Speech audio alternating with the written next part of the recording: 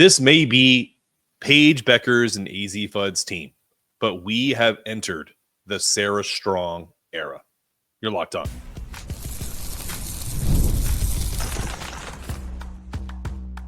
You are Locked On UConn, your daily podcast on the UConn Huskies, part of the Locked On Podcast Network, your team every day.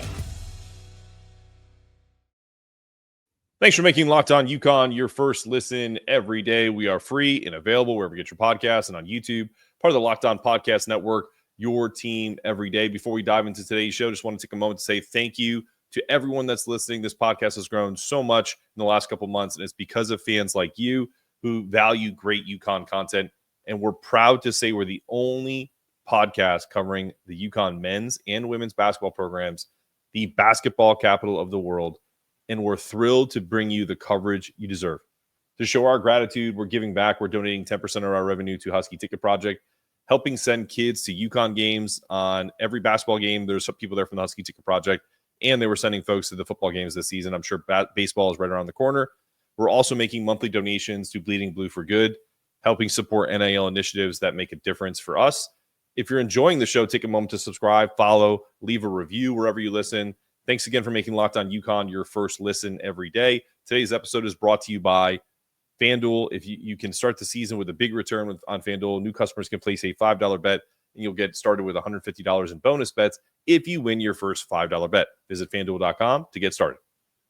Okay, let's kick things off with freshman forward Sarah Strong. She's already making her mark in stores. We talked about this a long time ago when she first stepped in. She saw the faces and the nameplates that were on the wall and all the murals of all the greats. And she said, I want to be up there. Well, she's proving she was ranked number one in the recruiting class in 2024 for a reason. And she's likely going to be up on one of those walls. Because if you're not already on the Sarah Strong bandwagon, we have room for you.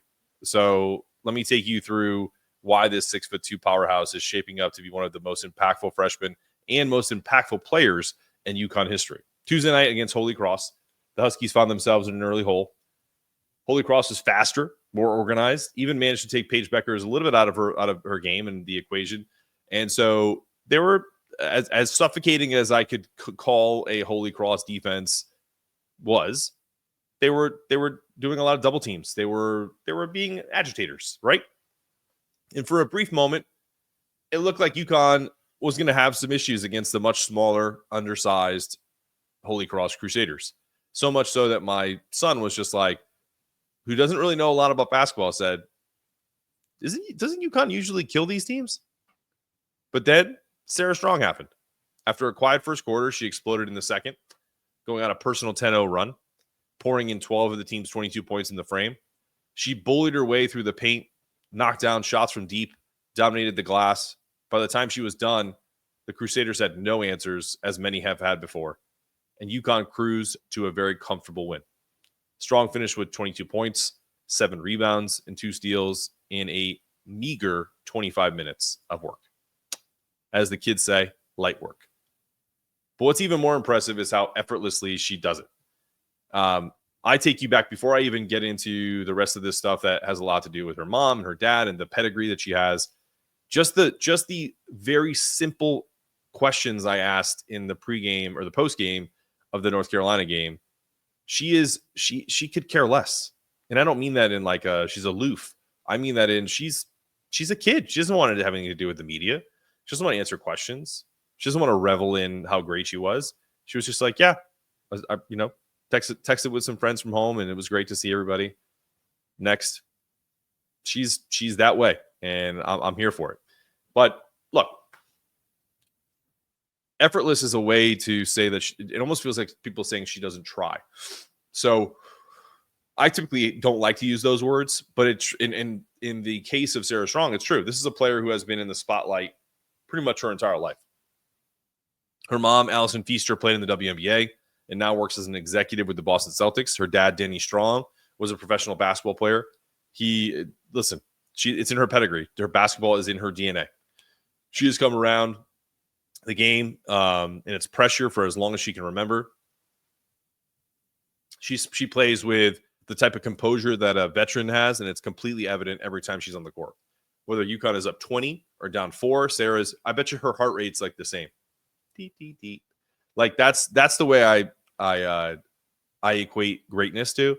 When I played professional tennis, I fluctuated. And I think one of the reasons why I wasn't able to meet probably my full potential is because I didn't have that even keel. It was just like incredible highs met by incredible lows. And that's typically a mark of an inconsistent athlete. And for Sarah and every other kind of elite athlete, it's very kind of low key. I think you probably heard that story of, to take it to a different level before we get back into Sarah, is Joe Burrow, who's the quarterback for the Cincinnati Bengals, was a Heisman Trophy winner in football, and won the national championship. And he did like psychological testing one time, and they were like, this guy is like, his heart rate doesn't go above like 55, something crazy that's just so low. His name's Joe Cool for a reason. I think you can call her, Slick Sarah or something like that, because God, she just is very, just doesn't care, like nothing, everything rolls off her back. But, where was I? Let's talk about her numbers, right? Through 7 games, 15.6 points, almost 6 rebounds, 5.9 per game. She's shooting an efficient 54.5% from the field. She's already recorded several standout performances, including a double-double against Carolina, where I was there, near triple-double against FDU and an OSU, Oregon State. She's also one of the only 2 freshmen in the nation with top 20 assist-to-turnover ratio. I think she's a incredibly underrated passer.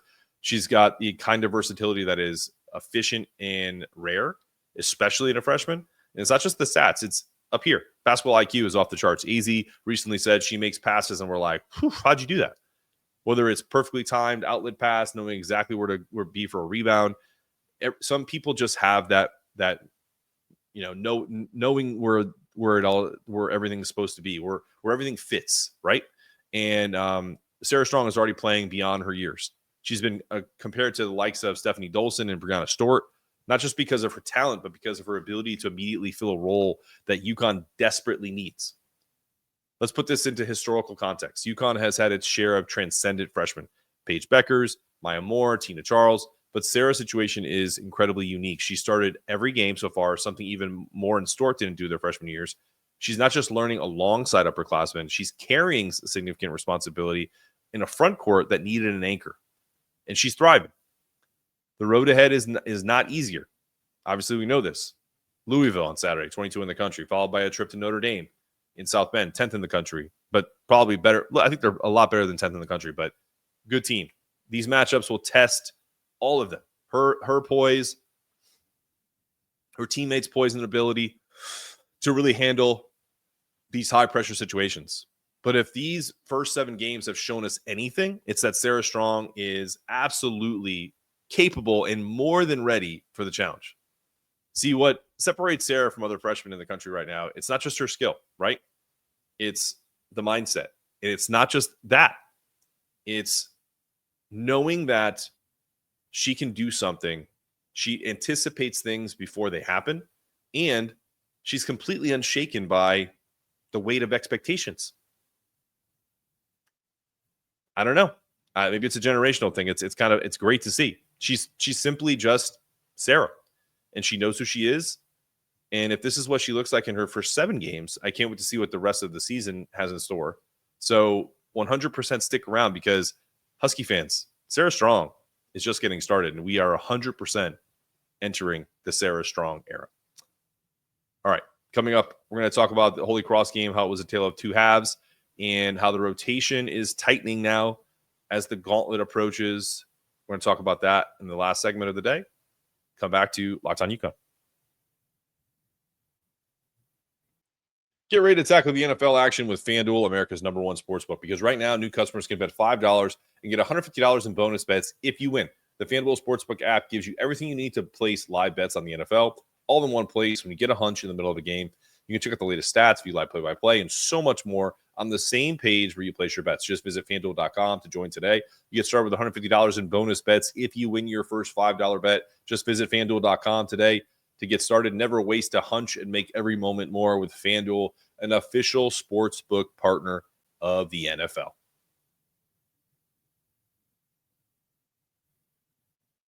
All right, you're back on Locked On UConn. Moving past the Sarah Strong era and how special she is, let's talk about a tale of two halves against Holy Cross. UConn won 88-52. Game of halves that was kind of stark contrast. And while the final score suggests dominance, the first half told a pretty different story. The Huskies came out flat, struggling to find their rhythm. Like as I mentioned in the last segment, even my son, who doesn't watch a lot of basketball, was just like, man, this doesn't look like UConn. They shot just 4 of 15 in the opening quarter, turned the ball over tremendously and carelessly, and lacked the energy effort that Geno talks about in the focus you'd expect from a team of their caliber that's a top 2 team in the country. At one point, Holy Cross even had a 4-point lead, leaving the Gampel Pavilion crowd, let's just say, a little uneasy. You could see Geno's frustration. It was written all over his face. It was clear from the start.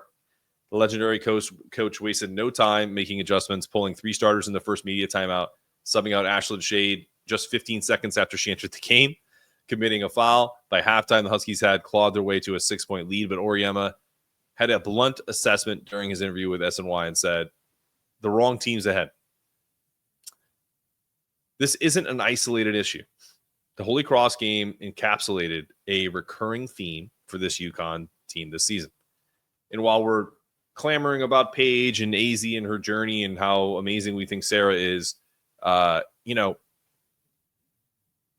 this team is going through these moments of brilliance interrupted by long stretches of inconsistency.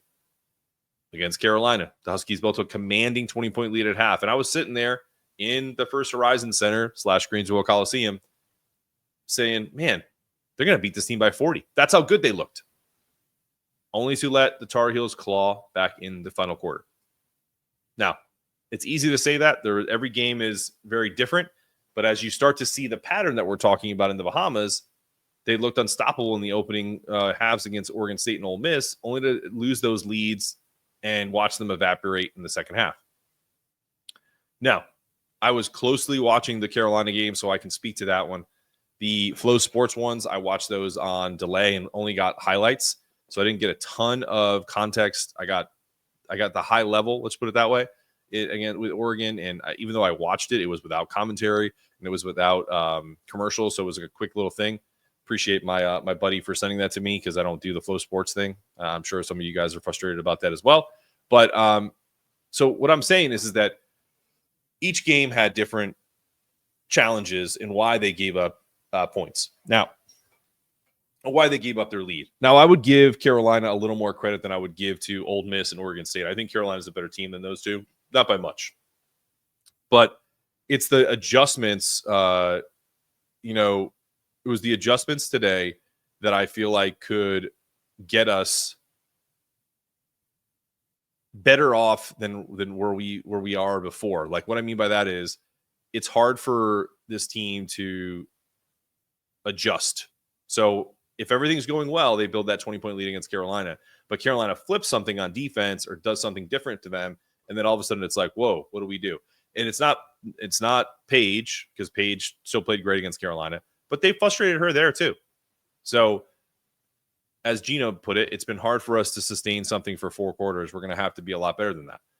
Now, that's a real simplistic way to say when someone throws the kitchen sink at you, you got to, block it, throw the wrench back at them. You know what I mean? Like there's something that has to happen, or whether it's Paige, whether it's AZ, maybe it'll be Sarah as the freshman that goes, okay, when we face these like matchup 3-2 zones, we need to get someone at the top, pardon me, that is always flashing middle that helps us, get easy buckets down the stretch.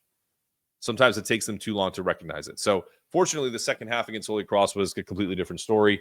Sarah, again, as we talked about, had 22 points, delivering. That was her career high. She was 9 of 12 shooting.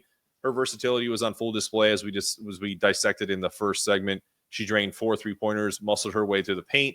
Kaitlyn Chen also had a standout performance, tallying 14 points, 7 assists, and no turnovers. Her 3-point shooting is a complete point of emphasis that we've talked about all offseason. And we've talked about this in terms of how we feel like this is a type of player that, while doesn't have the same talent as an AZ Fudd, can 100% be someone that is helping this team further their championship aspirations, and she showed it against Holy Cross. And let's hope she continues to do so as the schedule turns to tougher competition. This turnaround isn't, while encouraging, is also kind of underscoring the importance of consistency. Huskies can't afford to come out sluggish or unfocused against the next opponents, right? These coming weeks, we're going to keep hammering it home. 4 ranked teams on the schedule in the next 5 games, including Louisville, Notre Dame, Iowa State, and USC, and there's no room for error. If you lose some of these games, it's the end of the world? No. But this is UConn, where undefeated seasons are what we do. And although I don't think we're going to go undefeated, I think if we were to lose 2 of the next 5, that would be a failure. I think if we lost 1, I think losing at Notre Dame wouldn't be bad. Maybe USC, but even USC hasn't played great. And I think Juju Watkins has really kind of come back down to earth. People have really decided to start to kind of clamp her down. So, look, Kaitlyn said we came out with a whole different mindset in the second half. Well, we need to start doing that in the first half. And that's the mindset we need to have going into every single game and every half we play. She continued on. The Holy Cross game wasn't just a win. I feel like it was a learning lesson, right? Teachable moment. It highlighted UConn's potential, but also their vulnerability when they aren't at their best. And with the toughest stretch approaching, the Huskies will need to battle their way to continue to have that second half energy in every single half, starting with the opening tip. All right, when we return, how did the rotation tighten? Who do you think, or who do I think, has got a better grip on, as Geno put it, securing a little more playing time in this game as kind of like an audition? I think there were some winners and losers in this game. We're going to talk about them coming up after the break.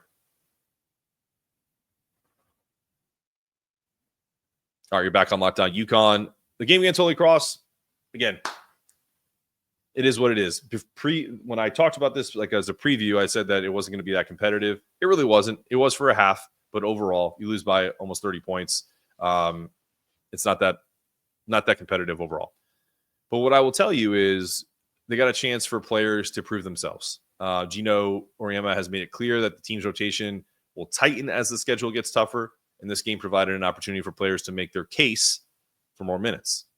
They were the prosecutors, right? And Geno's the jury, and they're trying to do their burden of proof. And with 4 ranked opponents in the next 5 games, as we mentioned, this coaching staff is currently and carefully evaluating who can contribute in high-pressure situations and who might be left on the bench. So, as we talked about, UConn relied heavily on Sarah, Paige, playing 75 of 74 minutes respectively. In the Huskies win over UNC and Ole Miss, Kaitlyn Chen has emerged as a steady presence in the backcourt, logging 54 minutes across those 2 games, followed by Ashlyn at 48, Ice Brady at 42, KK at 38, Jana at 32, even AZ Fudd, who has battled injuries and illness this season, played 28 minutes against Ole Miss. But beyond that top group, playing time has been hard to come by. Freshman Morgan Shelley, Ali Zabal have seen limited action in marquee matchups, and Caden Samuels has yet to crack the rotation in many meaningful minutes. Auriemma's approach has been deliberate. You either look at some combinations and go, I think this could work, or you go, well, these guys will never be out there together in meaningful minutes. So against Holy Cross, Shelley and Arnold made the most of their opportunities. Shelley set a career high with 8 points, hitting 2 3-pointers, and showcasing the kind of shooting that could earn her more minutes in tight games. Whereas Arnold, while not flashy on the stat sheet, played with the level of aggression and confidence that Auriemma has been looking for this season. Meanwhile, Ice Brady's 6 assists marked a career high, highlighting her ability to contribute as a playmaker, something that we have talked about Ice in the past and how much we like her toughness. But that underrated ability to get people open is something that I think is absolutely a stellar trait that Ice has that is super underrated. So as Geno looks ahead to the upcoming, as we call it, the gauntlet approaches of ranked opponents, these performances could prove pivotal in determining the rotation, right? Whether it's Louisville, Notre Dame, Iowa State, USC. I think the 2 winners in this have been Morgan Shelley and KK Arnold. And the 2 unfortunate losers in the minutes race game are Ali Zabal and Caden Samuels. So I think they're going to be that 7-8 person rotation. while the others are going to have to scrap for the non-meaningful minutes. So these minutes are going to be coming at a premium. And I think Ice has kind of solidified herself as the type of player that's going to get those 15 to 20 minutes, maybe more, depending on foul trouble. Because I think she has a nice rapport with Sarah. But I think for whatever reason, I think Morgan is a better prospect right now because she's bigger, 6'2". You can put her almost anywhere. She's a good shooter. And KK is that scrappy backcourt player that 100%, if Kaitlyn Chen got in foul trouble or if she needed to run point, she could do that. So I think that's the biggest thing. So that again, the Holy Cross game served its purpose. It highlighted the depth of UConn's bench, which has been a point of emphasis this season because Geno said we made a decision as a coaching staff. We're going to go to that second unit as much as we can. But as people have pointed in my YouTube mentions, and as we know from years past of watching these teams, you don't typically see a large bench when Geno's teams are rolling. So going back to what he said, you got to have guys that are going to be able to be way different than what other people's second units are going to be. And I think that's true. I think there's our second unit would be a ranked team in college basketball right now if they had an opportunity to play, 40 minutes a game. But that's here nor there. They're on UConn. The stakes couldn't be higher for the Huskies as they enter this critical stretch of the season. And for some players, the Holy Cross game was kind of the final audition. And I don't think that's not true for like guys like Ice or KK, but for the freshmen mostly, for Morgan, for Allie, I think more so Morgan.